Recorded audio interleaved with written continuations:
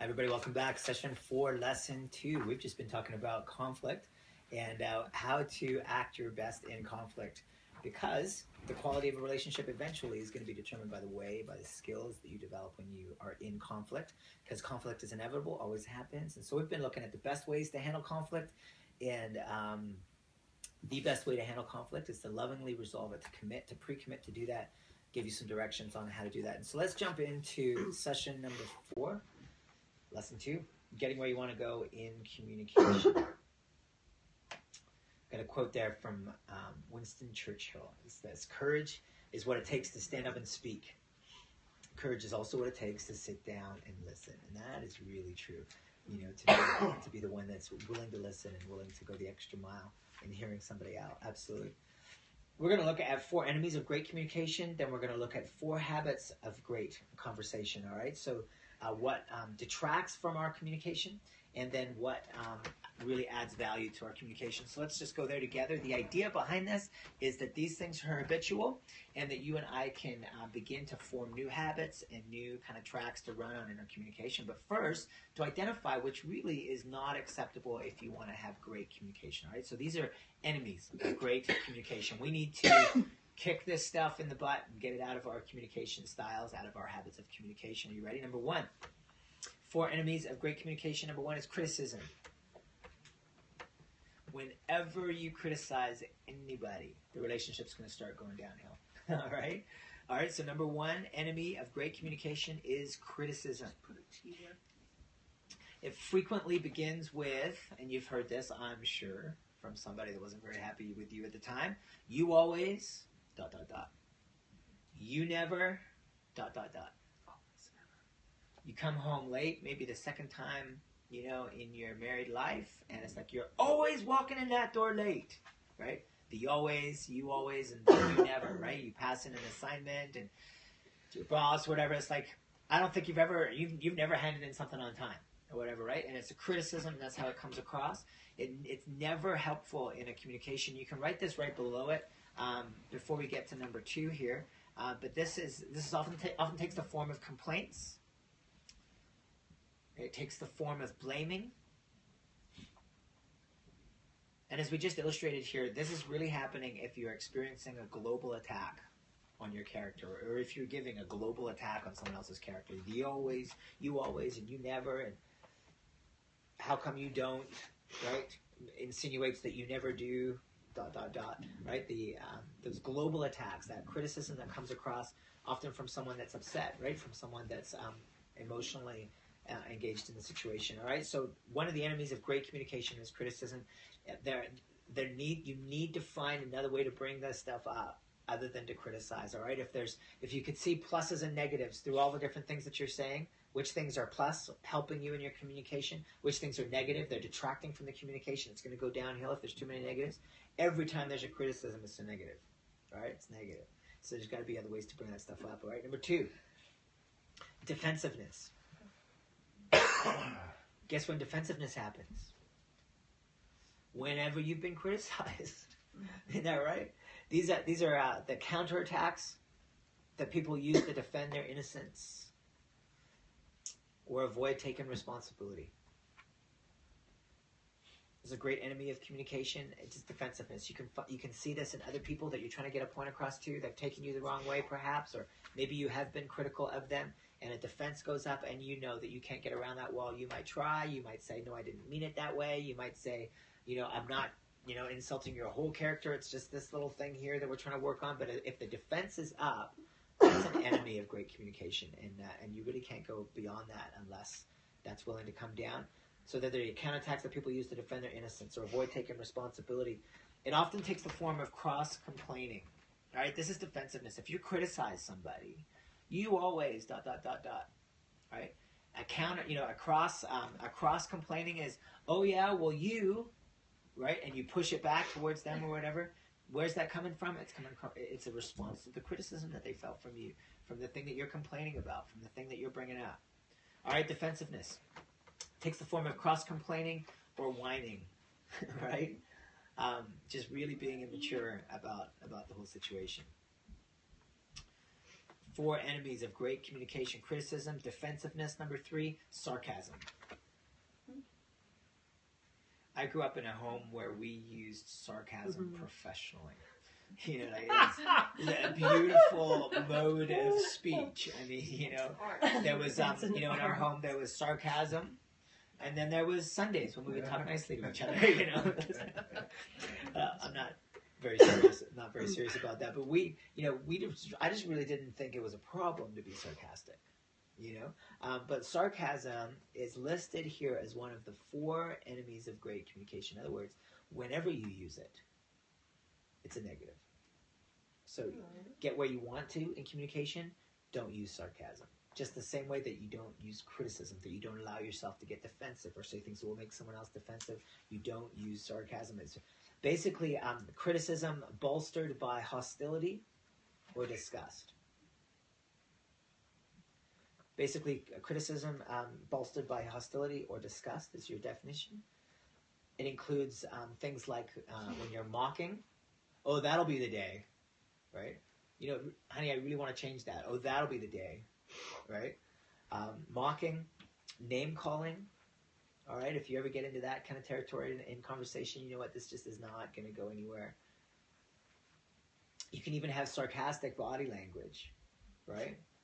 The eye roll or the, you know, whatever else you can do, you know, just body language wise, just to show that you're, oh yeah, I believe you. Yeah. Remember when we talked about communication early on, we said how much body language and tone of voice is a component of communication, right? And actually the words you say, it's quite minimal. And so body language and tone of voice, it all factors into these. It's an enemy of great communication. All right, number 4, stonewalling. This is like talking when you become to feel like you're talking to a wall. You know, we've talked about it in one of ways of communication is just kind of silence. You know, to be silent. This is when the listener withdraws, in some form from the conversation. They offer no physical or verbal cues that they're being affected. Right? It's like talking to a stone wall, talking to a brick wall. Okay, stonewalling. Right? When you're just not giving anything back, you're just kind of like, you're just kind of like there. Okay. So these are enemies of great communication, which means in our marriages and in our closest friendships, any of our friendships, in our work environments, you know, where we're building relationships and we're working with people, we cannot participate in any of these, right? Like this can become a new kind of golden standard of how you operate. You know, like in our marriage, honey, we don't allow this. We don't do this anymore. You know, we used to, or we didn't really think it was that bad, or it was just one of the modes of communicating, but not anymore. You know, I remember, you know, when Mara and I decided in our relationship, you know, we're just not going to raise our voices at each other. You know, some couples, you know, you have to kind of draw a line at, you know, like we're not going to swear, or we're not going to like call each other names, or we're just not going to go there, you know, or we're not, you know. So one of the things that we said, this is even before we were married, is that, you know, when we're fighting, we're never going to consider that acceptable. You know, raising our voices at each other, or calling each other names, or any of those sorts of things, right? And so to draw lines around your communication, even just as a person that wants quality relationships out there in the world, yet alone regarding any particular relationship, just to say, you know what, I'm not going to allow myself, you know, this is something that I don't do. You know, hopefully, you know, we don't swear, you know, or we don't like gossip, or, you know, talk about people, you know, backbiting and that kind of thing. Like, hopefully we don't do those things. Why? Because there's this moral thing on the inside of us that says, I don't do that. I don't participate in that kind of behavior. You know, I don't do that. These are other things that are perhaps a little bit more subtle to say, I don't do this. I'm not going to do this in these relationships that matter the most. The 4 enemies of great communication. All right, so let's move on. Here are the 4 habits of great conversation. All right, and so you might be thinking as we go through this that some of these enemies of great communication are so instinctive, right? They're so, you know, like, you know, somebody pushes certain buttons or whatever, and we do react that way. We do get defensive, or we do kind of push back, or we do, you know, get sarcastic about it. It's just kind of part of how we react, kind of part of who we are. Well, what if, imagine a new you in which when somebody pushed those same buttons, great things came out instead.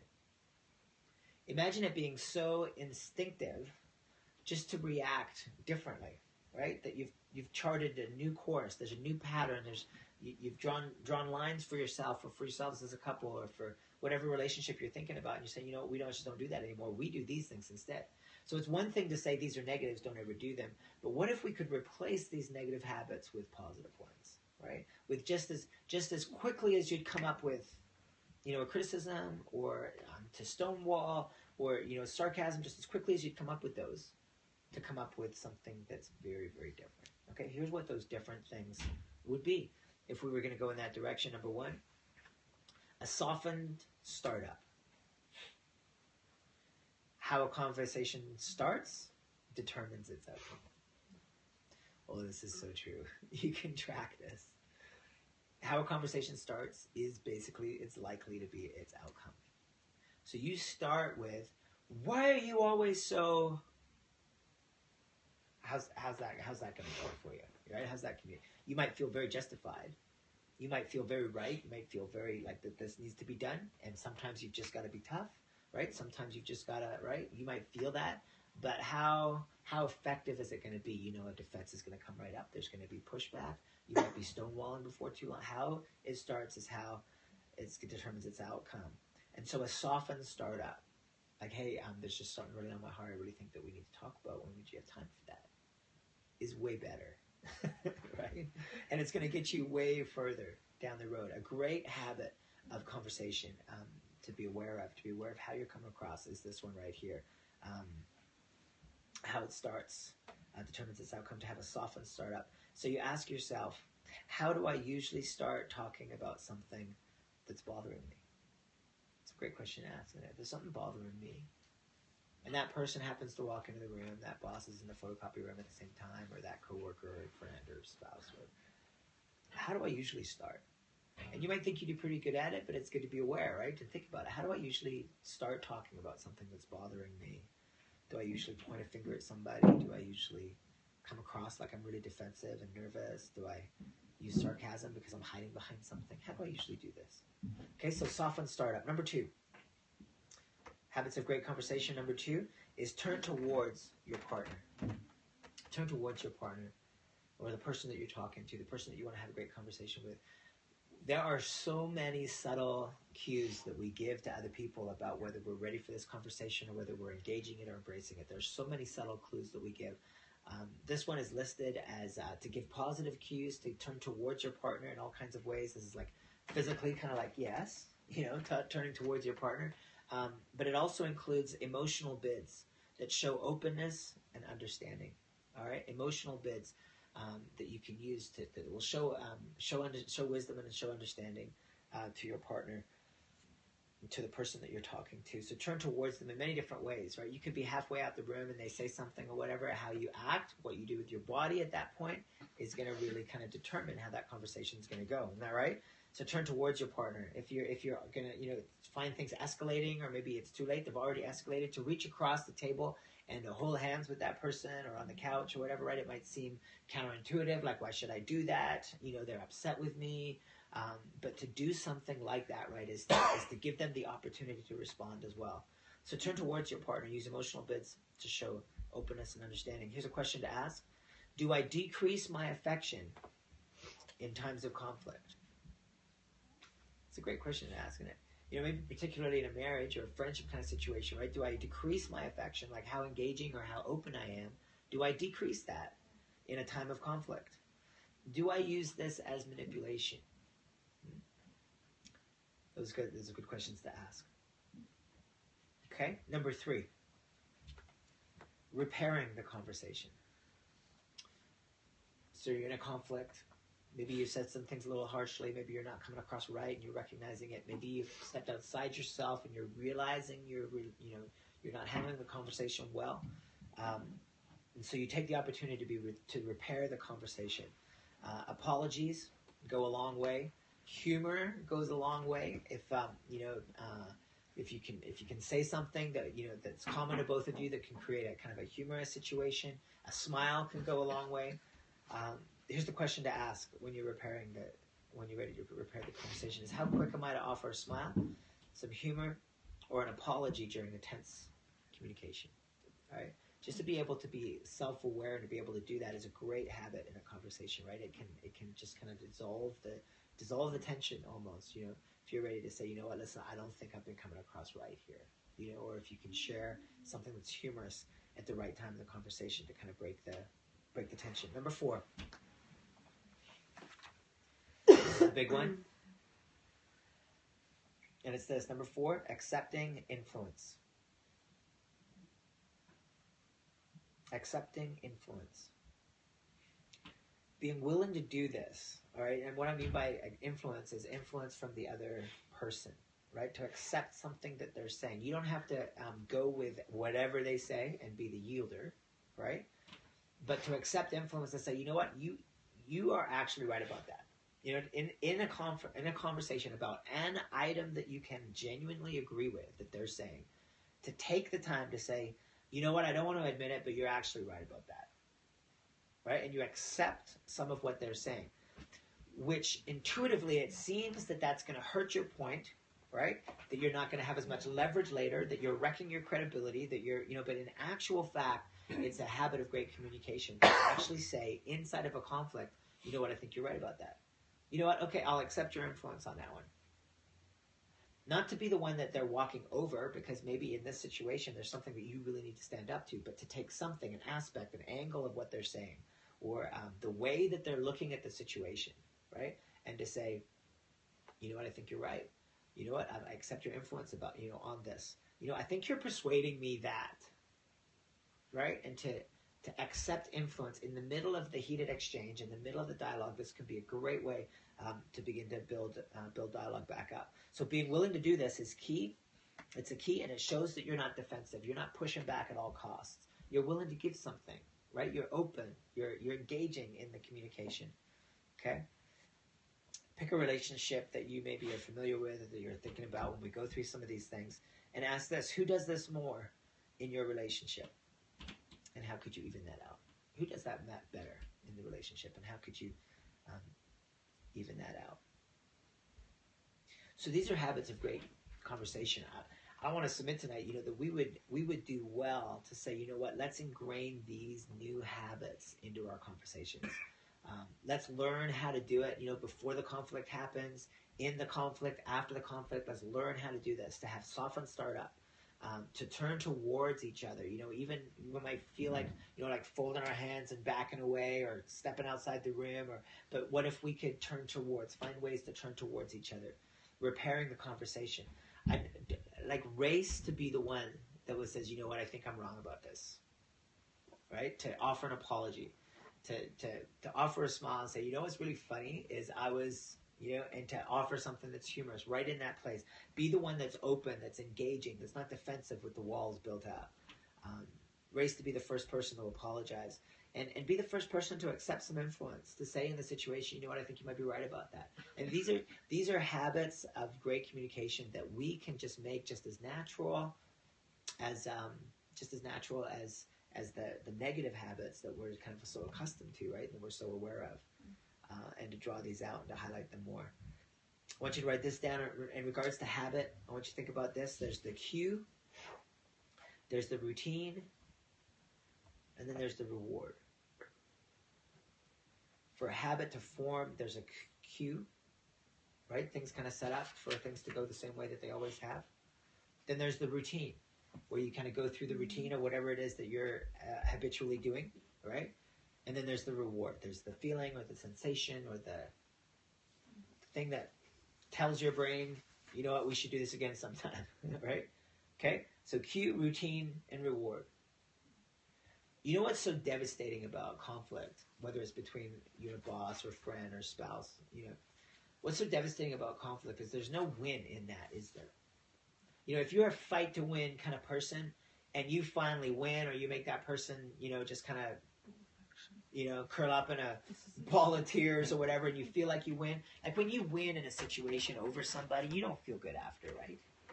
I mean, that's not, I mean, we go there because of the modeling that's been so powerfully kind of ingrained into our lives, right? But that's not a win, right? If you're someone that withdraws in a relationship, you know, you just kind of like go into the other room or whatever. I mean, that doesn't feel good, does it? I I'm sure you've had it, like I've had it or whatever, where you have an argument with somebody and you can't resolve it, and you've just decided to take that chicken route, and you're just kind of like, I'm just going to withdraw, whatever, whatever, they'll never know what I think because they're not worth my time of day is really what you're communicating. It doesn't feel good. There's no win in that. You do it because that you just value your safety, or you don't want to have that confrontation. There's no win in that. So the cue sets itself up. There's this routine that happens because of the modeling and because we want to preserve our safety, or we want to avoid that confrontation, or we want to be right. But you guys, it does not feel good afterwards, right? But listen, to learn these good habits of communication, to be the person that takes humility, that has the perspective that I'm gonna put this relationship above how I feel right now, even if it's drawing me out in ways that I never wanted to be drawn out. To be the person that apologizes, to be the person that turns towards somebody else and stays open, to be the person that doesn't allow their defenses to kind of shut the other person out, to be the person that starts the communication in a way that sets it up for success, that it's gonna be successful. Those things feel tremendous. They feel great. So here's how it can happen for you and me as we're learning these new habits. We turn from some of the modeling, right? From some of the stuff that's gotten us into trouble in these relationships over and over. We turn from some of that stuff and we say we want a different track to run on. Here's the track. There's the cue is the argument sets itself up. The new routine is soften startup. I'm going to turn towards the people in my life. I'm going to be the quick to repair the conversation. I'm going to be the one that accepts some influence to show that I'm open, I'm engaged, and I'm not defensive. Right? That's the routine. You go through that routine, and the reward is tremendous. The biggest reward will be increased intimacy in relationships and the people around us that we love the most. That's the biggest reward when that happens. Outside of that, because some people don't want that, some people turn away from that, some people are going to be upset with you no matter what, some people it takes two, isn't that right? The reward outside of deepening relationships, which this will cause, but the reward outside of that is that you get, at the end of the day, to know that you did it right, that you kept your heart clean, that you walked as Jesus would have walked on the earth, that you said the things that he would have said, that you treated somebody else, the value of somebody else, with the value that they have. Because the Bible teaches us that, right? That the people around us are Jesus, right? With skin on, that the way that we treat them are the way that we're treating him. And so I want to submit to you that can be more powerful than any of the modeling, some of the stalemates, some of the plateaus that we're in the relationships that matter to us the most. That this cue, routine, reward, these new habits can be more powerful and can lead us into great places in our relationships. All right, that's what I've got for you this evening. And I hope you enjoyed that, and we can have some more dialogue here. And thanks for watching, and we'll see you around. Yay.